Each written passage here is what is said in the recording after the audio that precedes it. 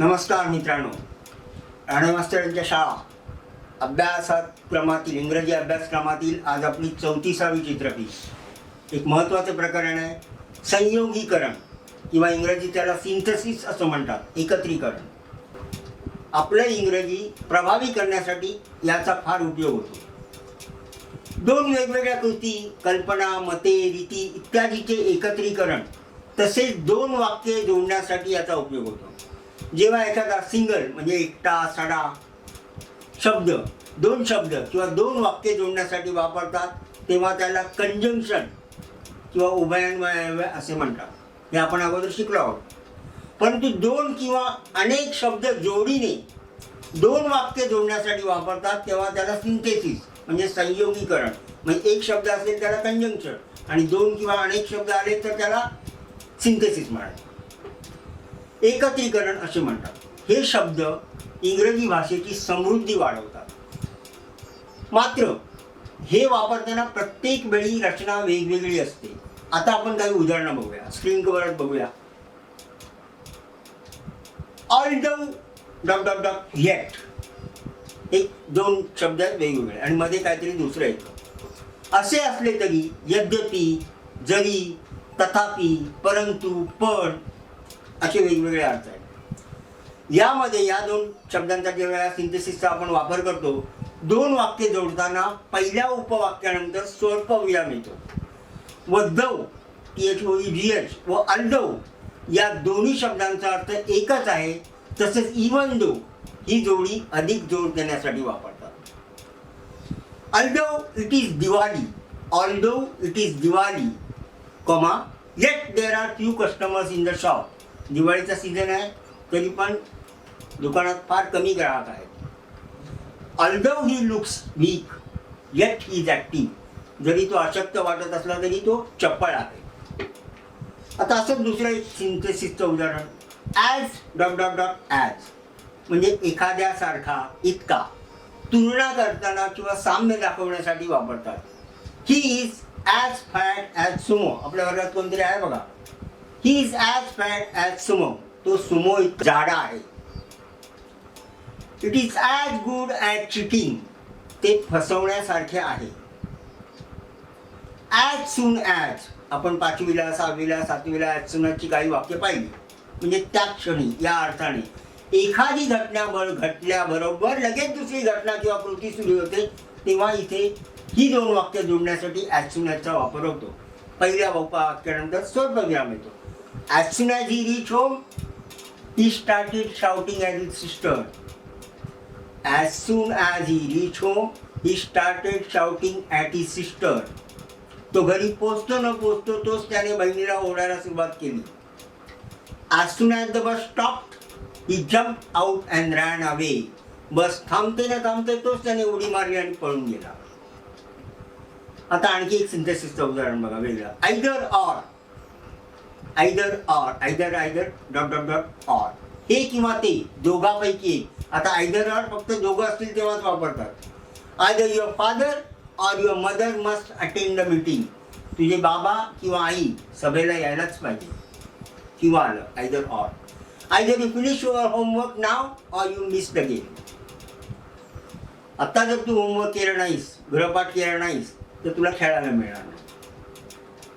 आता जसं मगाशी ॲज सून ॲज आपण पाहिलं तसं हार्डली वेल आणि स्केअर्सली वेल हे देखील सेम अर्थ आहेत. एखादी क्रिया घडल्याबरोबर दुसरी ताबडतोब दुसरी क्रिया सुरू होते तेव्हा वापरतात, पण रचना वेगळी असते. अर्थ जवळजवळ सारखाच असतो. Scarcely when, hardly when, as soon as. As soon ॲजच्या ऐवजी हार्डली किंवा स्केअर्सली वापरून पुढे हॅड येते व नंतर करता येऊन क्रियापदाचे तिसरे रूप येते व पुढचे उपवाक्य जसेच्या तसे राहते. इथे दोन वाक्य जोडताना पहिल्या उपवाक्यानंतर स्वल्पविराम येत नाही. Hardly he finish he lunch when he went to sleep. दुसऱ्या उपवाक्याच्या मध्ये वेण आलेलं आहे. दुपारचे जेवण झाल्यावर ताबडतोब तो झोपायला गेला. Hardly had he left his house when it started raining. रचना बघी हॅड आलेलं आहे नेहमी. हार्डली हॅड म्हणजे तो घराबाहेर पडता क्षणीच पावसाला सुरुवात झाली. Hardly had I finished writing my answer paper when the bell rang. माझा पेपर लिहून उत्तरपत्रिका लिहून होते न होते तोच घंटा वाजली. स्केअर्सलीचं पण तसं. Scarcely had we reach the school when the bell rang. आम्ही शाळेत पोहोचतो न पोहोचतो तोच घंटा वाजली. आता एक महत्वाचं बघा. अनलेस, जर नाही तर, च्या शिवाय नाही. इफ नॉट, जर नाही तर. अनलेस हा नकारार्थी शब्द आहे. हा शब्द बहुधा वाक्याच्या सुरुवातीला किंवा मध्यभागी येतो. इथे अनलेस ऐवजी इफचा वापर करून पुढील वाक्यात काळाप्रमाणे do, do not, does not किंवा डिड नॉट येऊन पुढील वाक्य जसेच्या तसे राहते. वाक्यात अनलेस नसेल तर वाक्याच्या सुरुवातीला किंवा मध्ये इफचा वापर करून होकारार्थी वाक्य तयार करता येते. तसेच इफ ऐवजी अनलेस वापरता येते, परंतु इफच्या पुढील नकारार्थी शब्द काढावे लागतात. स्क्रीनवर लिहिलंय, हा नियम नीट समजून घ्या. आता उदाहरण बघा.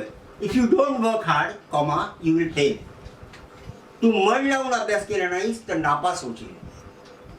आता इफच्या जागी अनलेस टाकले तर कसं होईल? Unless you work hard, comma, you will fail. तसं राहिलं. तू मन लावून अभ्यास केला नाहीस तर नापास होशील. दुसरं वाक्य. If you do not keep your word, it will tarnish your image. Image नाही, इमेज. जर तू तुझा शब्द पाळला नाहीस तर तुझी प्रतिमा डागाळेल. हेच वाक्य आपण पुढील प्रमाणे वेगळ्या पद्धतीने. Unless you keep your word, it will tarnish your image. अर्थ तोच आहे. आणखी एक वाक्य बघा. If you don't wash your clothes, you will not be allowed to go out. जर तू तुझे कपडे धुतले नाहीस, आई दम देते आपल्या बाळाला, जर तू तुझे कपडे धुतले नाहीस तर तुला बाहेर जाता येणार नाही. हेच वाक्य अनलेसचा वापर. Unless you wash your clothes, you will not be allowed to go out. असंही म्हणून, जर तू तुझे कपडे धुतले नाहीस तर तुला बाहेर जाता येईल.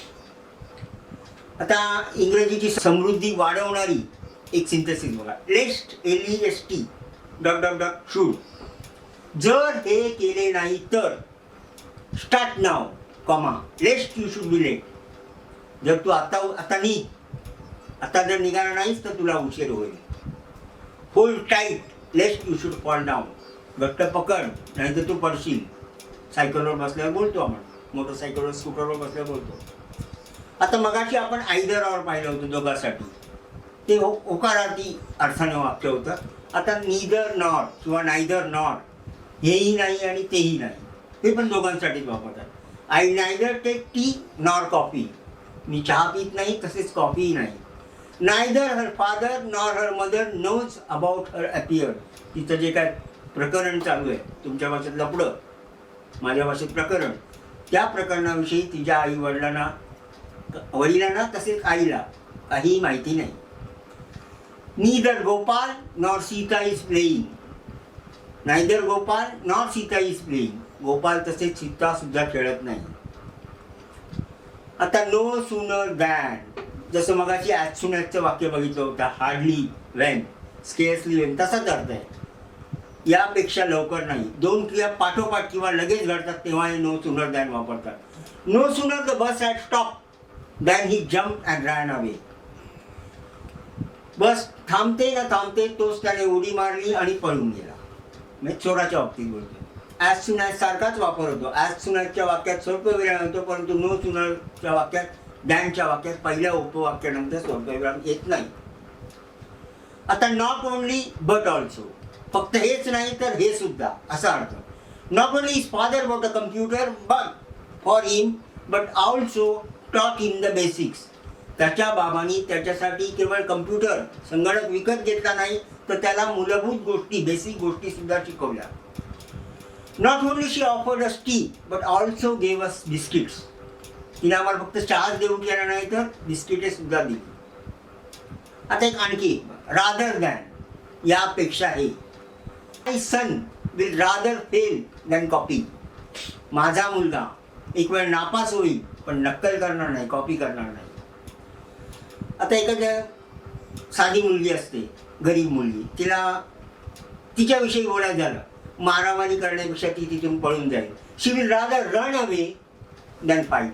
माहिती आहे ती एवढी गरीब गायत्री आहे, ती कधीच मारामारी करणार, ती बिचारी पळून जाईल. सौ दॅट, सौ डॅट डॅट डॅट दॅट, इतके की his music was so sweet that even animals came to listen. त्यांचे संगीत इतके मधुर होते की प्राणी सुद्धा ऐकायला आले. My grandmother is so weak that she can't get up from the bed. माझी आजी इतकी अशक्त आहे की ती पलंगावरून उठू शकत नाही. आता 2 TOO 2 म्हणजे इतके की the hall was too crowded to enter. कक्षात एवढी गर्दी होती की आत शिरणे देखील कठीण होते. The luggage is too heavy to carry for a single. सामान एवढं जड आहे की माझ्यासारखा एकटा माणूस ते उचलू शकत नाही. She is too busy to chat. ती इतकी व्यस्त आहे की तिच्याकडे बोलायला पण वेळ नाही. आता एक लक्षात ठेवण्यासारखी गोष्ट बघा. As soon as, when, before आणि until ची स्पेलिंग सांगितलं UNTIL नाही. हे शब्द भविष्य काळात वापरताना साधा वर्तमान काळच वापरतात. आता उदाहरण बघा. Wake me up when the paper boy comes. Wake me up हुकूम दिला की मला सांगितलंय, विनंती केली, वेक मी अप मला उठव. कधी? When the paper boy comes हा साधा वर्तमान काळ. पेपरवाला मुलगा आल्यावर मला उठव. Please phone me up as soon as he opens a shop. त्याने दुकान उघडलं की मला फोन कर. ओपन्स आलंय म्हणजे साधा वर्तमान काळ. मित्रांनो, आता मी तुम्हाला छोटीशी कथा सांगणार आहे. महात्माजींचे साधेपण. एके दिवशी गुजरातमधील एक संस्थानिक ट्रेनमधून उतरतात. त्यांच्याजवळ भरपूर बॅगा असतात. जवळपास बघतात इकडे तिकडे आम्हाला काही दिसत नाही.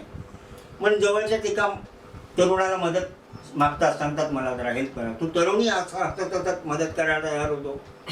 स्टेशन बाहेर त्यांची बग्गी थांबलेली असते. तिथे गेल्यावर ते त्या खिशातून पैसे काढून तरुणाला देऊ करतात. तो तरुण नाकारतो. त्यांना वाटतं की पैसे कमी पडलेत म्हणून नाकारतोय. तेव्हा जास्त पैसे देऊ करतात. त्यावर तरुण म्हणतो, हे एवढे पैसे पुरणार नाही. प्रश्न माझ्या एकट्याचा नाही आहे, ते या देशातल्या 40 कोटी जनतेचा आहे. 40 कोटी लोकांच्या खाण्याचा प्रश्न आहे. तो तरुण निघून जातो. पैसे काय घेत नाही. संध्याकाळी ते संस्थानिक एका सभेला राहतात. प्रचंड गर्दी जमलेली असते सभेला. आणि सभेचा प्रमुख व्यक्ती म्हणजे तो सकाळचा तरुण मुलगा ज्याने बॅगा वाहून न्यायला त्याला मदत केली असते. दुसरा तिसरा कोणी नसतो. तो तरुण होता मोहनदास करमचंद गांधी. मित्रांनो, ह्या बोधकथा आपल्याला काहीतरी प्रेरणा देतात, शिकवत आहेत. आता मी मागच्या भागामध्ये एक कोडं सांगितलं होतं. एका वर्तुळाला किती बाजू असतात? गोल. त्याला फक्त 2 बाजू असतात, आतली बाजू आणि बाहेरची बाजू.